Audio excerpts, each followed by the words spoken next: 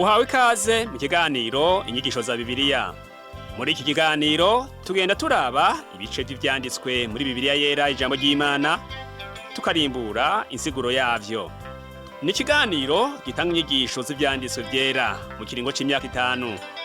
Inyuma y'icigwa turaguha inomero woturonderako igihe wogira ico ugomba guterera canke kubaza. Kaze twumvirize kandi twigishwe.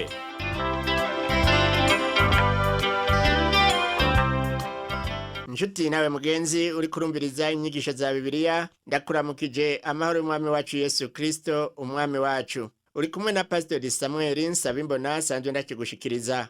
Mu cigwa giheruka twarabiye hamwe ukuntu habaye isanganya mu muryango wa Yakobo. Dina umukobwa wiwe akaba yasambanijwe ku gahotoro na Shekemu umuhungu w'umwami w'Isharemu. Basaza biwe baciye baja kwica abagabo bose bo mu gisagara ca Shekemu mu kwihora. Bishoboka ko ibi vyabaye kuko Yakobo atarondeye ukugomba kw'Imana ngo arongogwe nayo nk'uko bikwiye, ngo amenye aho yarakwiye kuja kuba ahariho.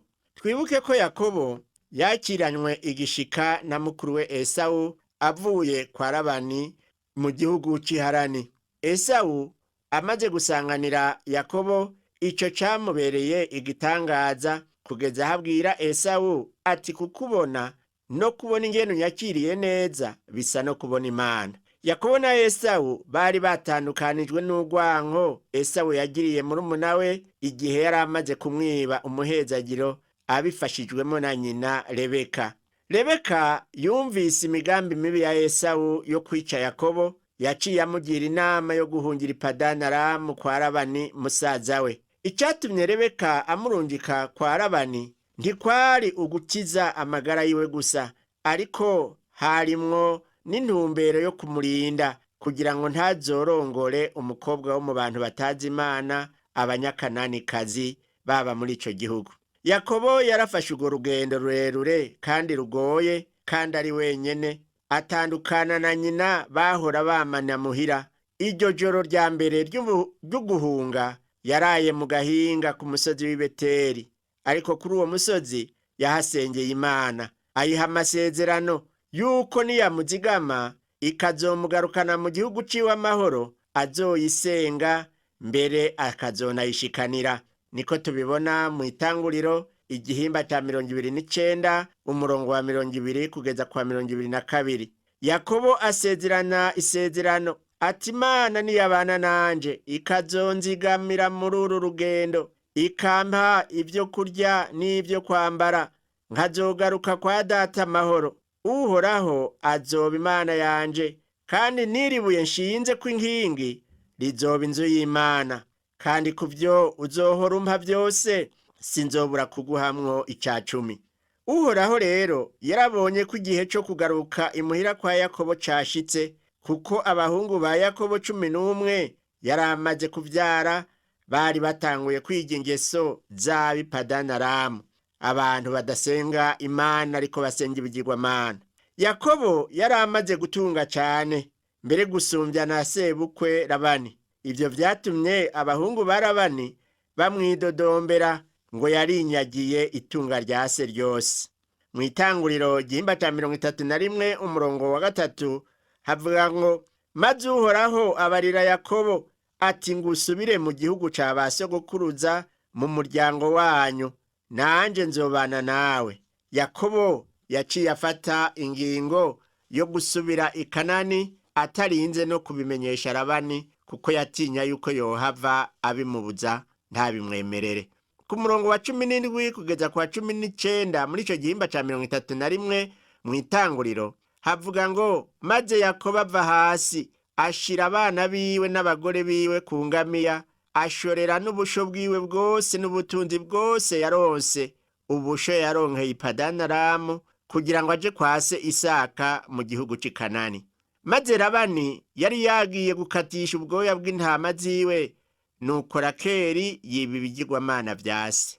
Yakobo rero yari yateguye vyose, abana, abagore n'imikuku yiwe. Mu nzu kwa Labani hariho n'ibigirwamana, maze Rakeli imbere yuko bagenda yibamwo bikeya. wibuke ko Imana itagomba ko abahungu ba Yakobo bakurira mu rugo kwa Labani, kuko bari guhava bigishwa ivy'ibigirwamana. Ariko rero inkuru ibabaje twabonye nuko Rakeli yagiye abitwaye, kandi yagomba kugenda atwaye Imana yiwe. Yakobo yariyivye, ntiyasezera Labani umwaramu mu kugenda kwiwe, kuko ataco yarinze kumubwira.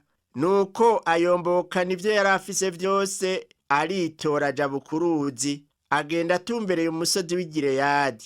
Labani yumvise ko Yakobo yagiye atamusezeye, yaciye amukurikira. Labani yarose inkuru z'uko mwishwa we Yakobo yatorotse, hari haciye iminsi 3 agiye. Maze Labani ajana bene wabo, amara iminsi 7 amukurikira, araruha, aramushikira, amuhambiriza ku musozi w'i Gileyadi. Birumvikana ko Labani yirutse cyane kugira ngo ashikire Yakobo n'abiwe. Kandi Labani nta neza yari kararonderera Yakobo, kubera ko Labani yamwirutse inyuma ashavuye, yashobora no kwica Yakobo igihe yari kumubona. Ariko Imana isumba vyose yabanye na Yakobo. Haleluya. Labani atarashikira Yakobo, Imana iza kuri Labani umwaramu mu ndoto, iramubarira iti wirinde ntugire iryo ubarira Yakobo iryo ari ryo ryose. Mu yandi majambo, Imana yashatse kubwira Labani iti wirinde ivyo ukora vyose n'ivyo uvuga, ntiwice Yakobo. Ku murongo wa 25 havuga ngo nuko Labani ashikira Yakobo. Yakobo yarashinze amahema ku musozi. Labani na bene wabo nabo bashinga gwabo ku musozi Gileyadi. Maze Labani ashikira Yakobo n'ishavu ryinshi, aramukankamira, agomba gutwara ibintu vyose vya Yakobo. Labani yashatse kwica Yakobo kugira ngo atware abakobwa biwe n'abana babo. Labani yari umuntu azi kuvuga amajambo yo kuryosha ryosha.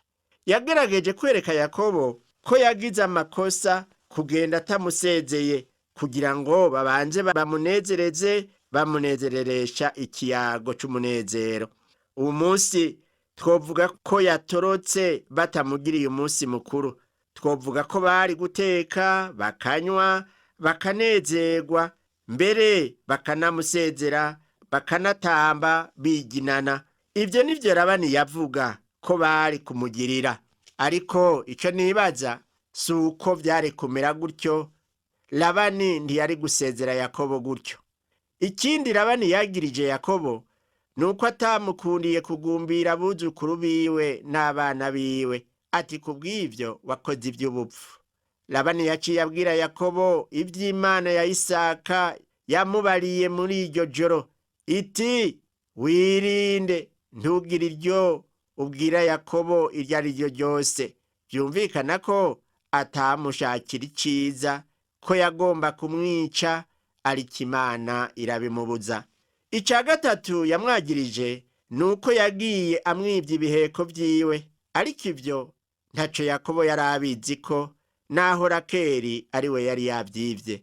Labani na Yakobo bose ntibemerana, barinubana, kandi niko bamaze imyaka babana. Labani yarasatse hose arabura, kuko Rakeli yari yakiriye vya bigirwamana, abishira mu matandiko y'ingamiya, avyicarako. Ni naco gituma Yakobo yaciye atangura gutonganya sebukwe Labani, amubaza aratse cane icatumye amwoma inyuma, nk'uko tubisoma ku murongo wa 36 ngo Yakobo arashavura, atonganya Labani, aramubaza ati nagucumuye kwiki? Nakoze icaha giki catumye unkurikirana ukanyoma inyuma? Ubu rero Yakobo ararosa akaryo ko guserura ico yari amaranye igihe ku mutima, kijanye n'umubabaro wiwe yatewe na inarume, ingene yagiye amugunga muri iyo myaka yose 20. Labani yaciye ahitamwo kuvyorosha, avugana neza na Yakobo.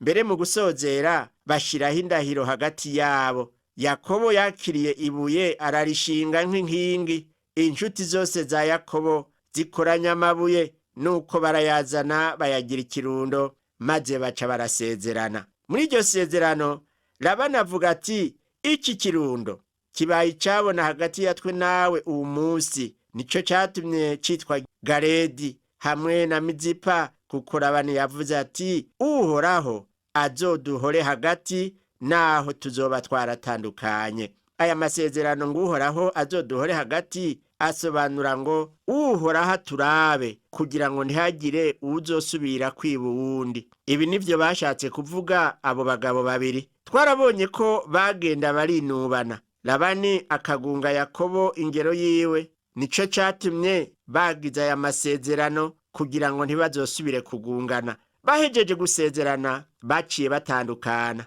Yakobo amaze gusubiza hamwe na Esawu inyuma y'iyo myaka 200 bari bamaze batandukanye, Yakobo ntiyashimye kuja kubana na Esawu, ariko yahisemwo kwigira ku Sukoti. Yiyubakira y'inzu, aca yubakira n'amararo yiwe n'imikuku yiwe n'amasho. Ikibanza yashinzemwo iyo nzu y'amahema yakiguze amahera 100 y'ifeza.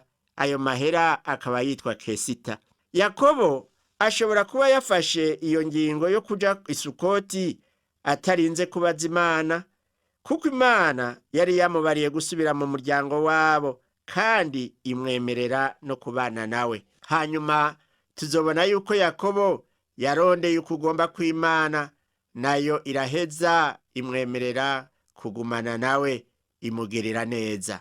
Reka ubu naho turabe ibivugwa mu gihimba ca 35 co muri iki gitabo c'Itanguriro. Turavye inyigisho zo mu gihimba ca 34, womengo kuvuga ko Yakobo yahindutse ageze i Peniyeli aruguheguza. Ico gihimba ca 34 nta vyinshi kivuga bitwereka ko hari vyahindutse, ariko kandi nta wovuga ko atacahindutse.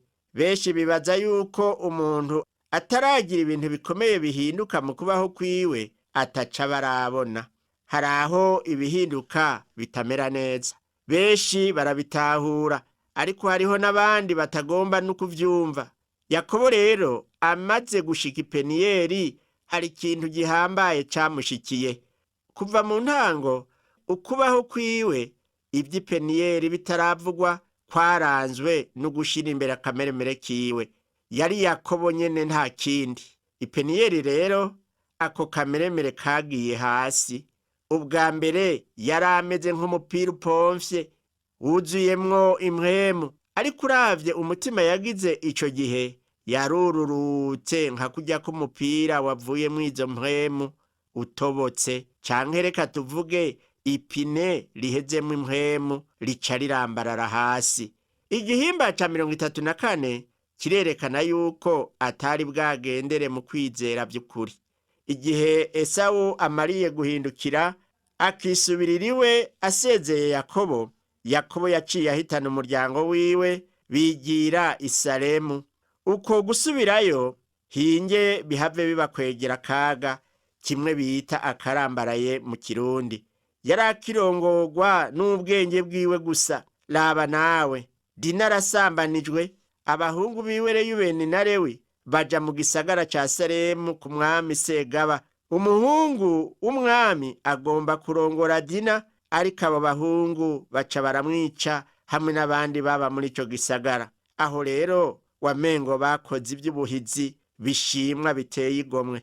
Aho bagarukiye imuhira, Yakobo yivugira ati muranyambitse ibara mu bantu bo muri iki gihugu.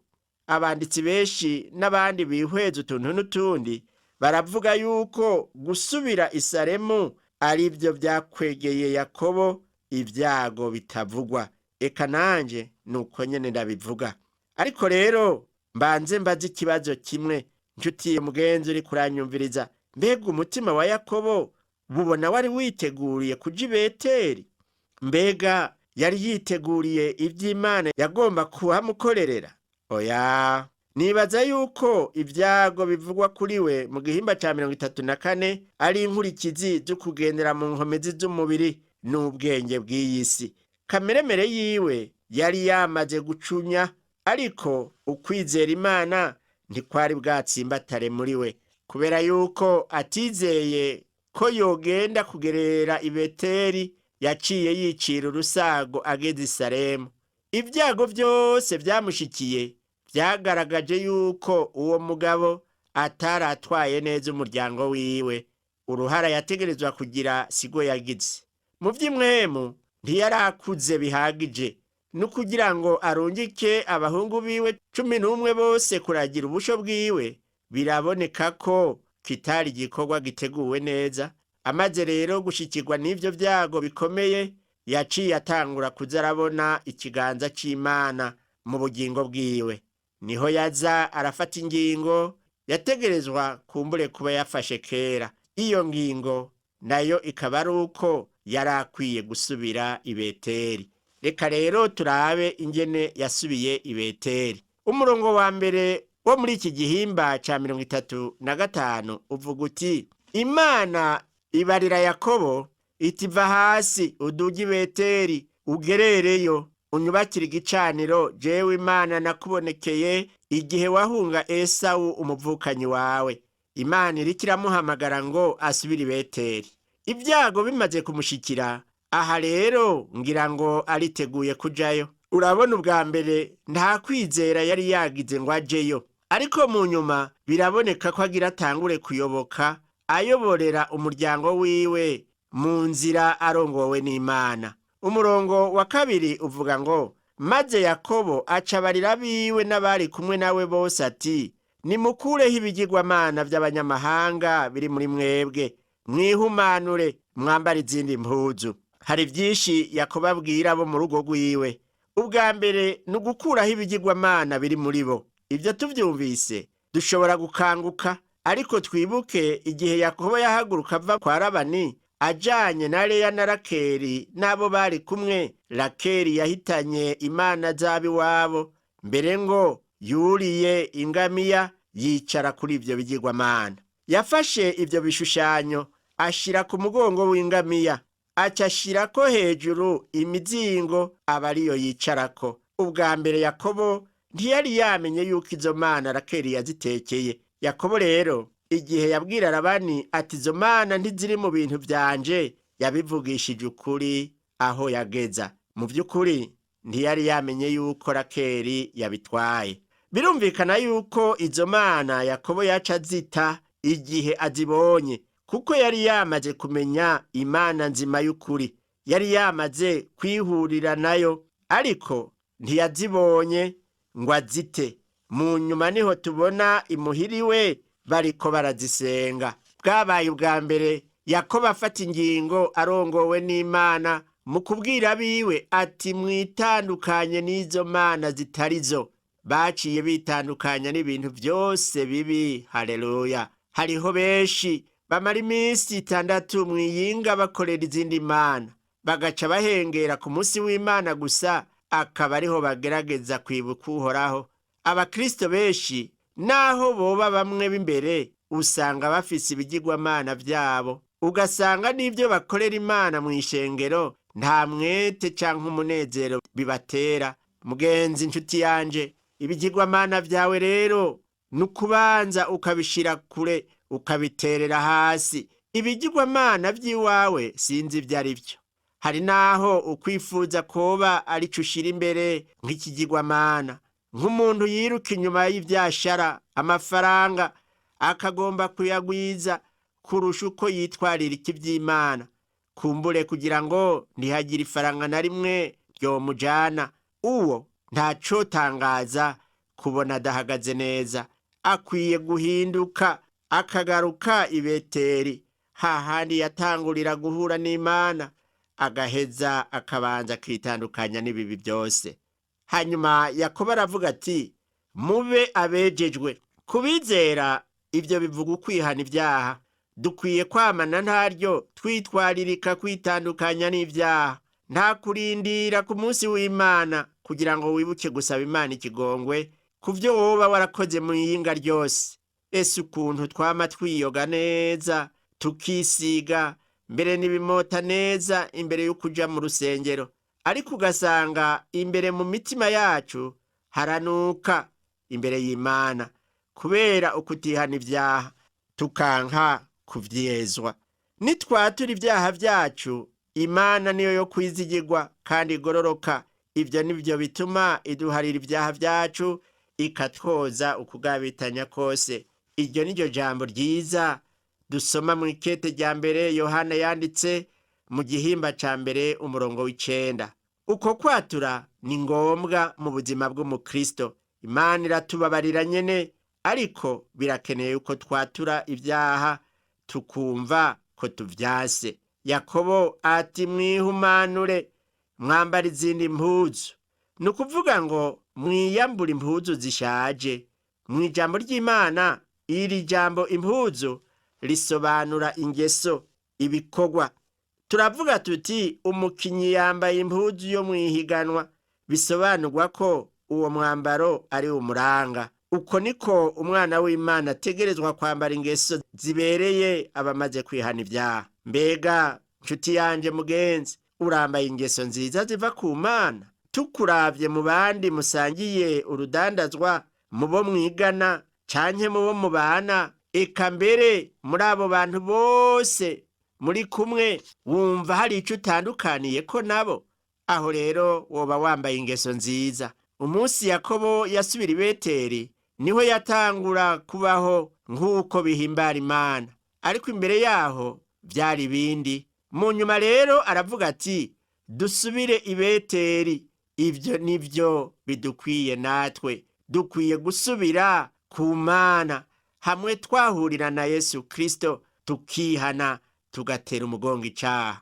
Umurongo wa 3 Yakobo avuga ngo tuve hasi tuduge tuja i Beteli, nanje nubakire y'Imana igicaniro, imwe yanyumvira ku munsi w'ibyago vyanje, kandi yagendana nanje mu nzira naciyemwo zose.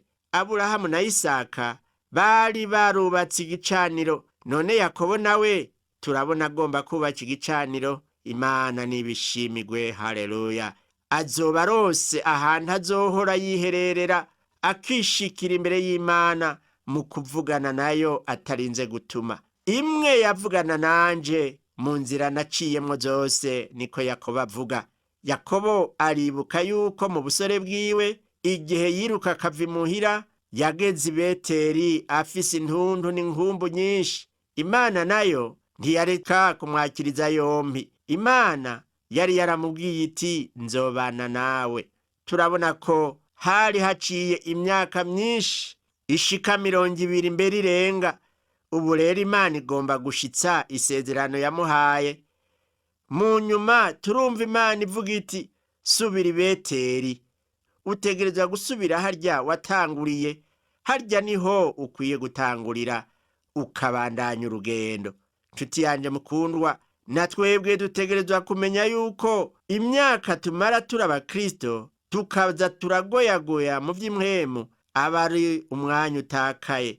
Imana yabonekeye Abisirayeli ibabwira ngo bave muri Egiputa baje mu gihugu c'isezerano. Imana yababwiye kuja muri ico gihugu, ariko ntibacinjiyemwo. Bamaze imyaka 40 bayerera, maze Imana irahava yiyereka Yosuwa, iramubwira iti injira muri ico gihugu. Iyo myaka 40 yose yabaye nk'imfagusa. Mbere umuntu yokwibaza ati mbega ni bangahe babayeho nk'abariko barata umwanya mu bukristo bwabo? Ico kibazo nticoroshe kugitangira inyishu, ariko ivyigwa bikomeye vyo mu vy'impwemu ndabona yuko nanje bindaba. Sinzi yuko nawe ubona yuko harimwo ivyawe, ariko ndazi yuko bamwe muri twebwe tumeze nka Yakobo. Nico gituma bitoreka kuduha icigwa natwe uyu munsi. Imana nishimwe yoyo ivuga iti ndi Imana ya Yakobo. Ivyo rero birashika ku mutima, nkumva ndanezerewe. Asangwa ari Imana ya Yakobo, Yakobo umubeshi, Yakobo umusuma, ni Imana yanje na jewe ndiko ndavuga. Iki gice ca 35 kirahambaye kuri twebwe. Ntitwibagire yuko Yakobo ari wafise ubutegetsi imuhiriwe. Umurongo wa 4 uvuga ngo baha Yakobo ibigirwamana vy'abanyamahanga vyose bari bafise, n'impeta zari ku matwi yabo. Yakobo abizika munsi y'igiti citwa umweroni cari hafi y'Ishekemu. Nagomba mbanze ndakumenyeshe nshuti yanje yuko nk'uko bivugwa heshi mu ijambo ry'Imana, izo mpeta zo ku matwi zari ibigirwamana muri ico gihe. Ni naco gituma zari zikwiye gukugwaho zigatabwa nk'ibigirwamana. Izo mpeta zibonetse ko ari ibigirwamana, maze abo mu rugo kwa Yakobo baca barazikura barazihamba. Yakobo azibika munsi y'igiti citwa umweroni cari hafi y'Ishekemu. Yakobo rero yitandukanije navyo, ntiyaciye abibika, yaciye abihamba. Vyategerezwa guhebwa kuko hari hatanguye ubuzima bushasha. Nshuti mugenzi uteze amatwi iki cigwa cacu c'uno munsi, mbega nta kintu coba kimeze nk'ikigirwamana mu bugingo bwawe? Wibuke ko Imana idakunda ibigirwamana. Kuri yo ikigirwamana kingana no gusambana. Ivyo navyo ntishobora kuvyihanganira. Ikigirwamana mu bugingo bwawe nico cose gitwara umutima wawe, kikakubuza kwiyumvira ku Mana, ngo uyikundishe umutima wawe wose n'ubuzima bwawe bwose n'ivyiyumviro vyawe vyose. Namba rero hari ikintu nk'iki mu buzima bwawe, nuciyambure, ugihambe, ucanke urunuka, hanyuma urabe ukuntu Imana iguhezagira. Nturindire, bigira ubunyene nshuti yanje, kuko ejo hazoba ari kera, ivyejo ntiwobimenya. Mbere hamwe wowe ufashe iyo ngingo muri kano kanya, nshuti mukundwa, nagomba afatanye nawe gusenga. Mana Data wa twese uri mwijuru, wewe wabanye na Yakobo mu rugendo rwiwe, ukamwereka igikwiye mu gihe gikwiye, ukamubwira kuva i Shekemu kugira ngo aje i Beteli, aho mwari mwarabonaniye, ukamuhera amasezerano. Ndakwinginze kubw'umwene data yumvise iki cigwa, nawe akabasanze yari karajarajara, ari mu kibanza atarakwiye kubamwo, numuhishurire ko akwiye gusubira kuri Yesu Kristo mu kwihana ivyaha vyiwe, kandi amaze kuvyihana umubabarire, hanyuma ugendane nawe kugeza uzomuhe gusozera urugendo rwiwe neza. Ndabisavye mu izina rya Yesu Kristo umwami wacu, amen. Icigwa cacu cyo kuri uno munsi kigarukiye ngaha, naho ubutaha umwami wacu Yesu Kristo aguhezagire.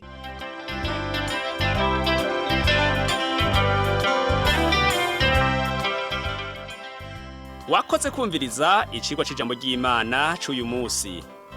Ushobora kumviriza n'ibindi biganiro by'inyigisho za Bibiliya, canke ukabikwega kuri uru rubuga rwa interinete rukurikira: http utuburungu tubiri uturongo tubiri duhengetse ttb akaburungu twr/org. Ushobora kumviriza ikiganiro cyo muri iyi ndwi, canke ugafyonda ahanditswe ngo rondera ukurikije itariki kugira ngo wumvirize ikiganiro camaze kurengana. Ushobora no gufyonda ahanditswe ngo rondera ukurikije ivyanditswe kugira ngo wumve ibiri muri ico gice c'ivyanditswe vyera ugomba. Ufise ico wunganira canke ubaza, twandikire.